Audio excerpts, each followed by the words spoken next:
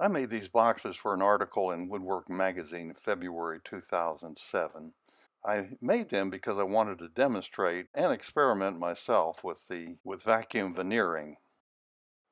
I start by resawing on the table saw. I keep the blade low enough so that I cut halfway through, then flip it end for end and cut the other way.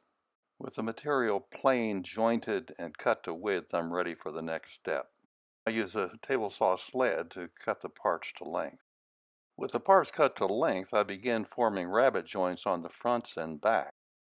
To finish the rabbet joints, the parts are cut standing up alongside the fence. A zero clearance insert must be used. I use a table saw to cut the grooves where the top and bottom fit.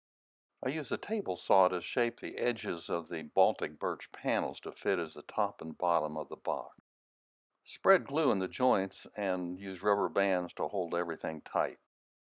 On these small boxes, I use a table saw and then the knife trick to separate the lid from the body of the box. Set the blade height so just a thin web of wood remains to be cut. A bit of sanding will be required.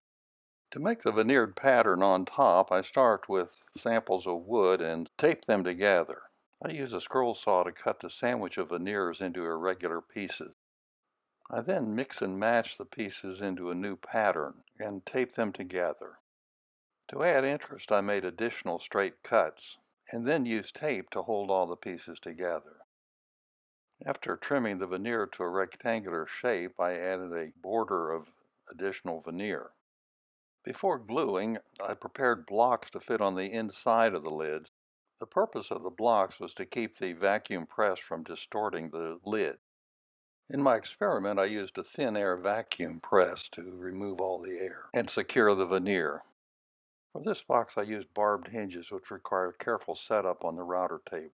You'll find a lot more information about this technique in my book, Complete Illustrated Guide to Box Making, or in my original article for Woodwork Magazine.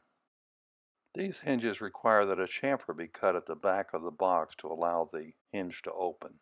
These are an easy to use hinge once you've mastered all of the setup. I used a Danish oil finish, and it is fun watching the colors of the woods come to life.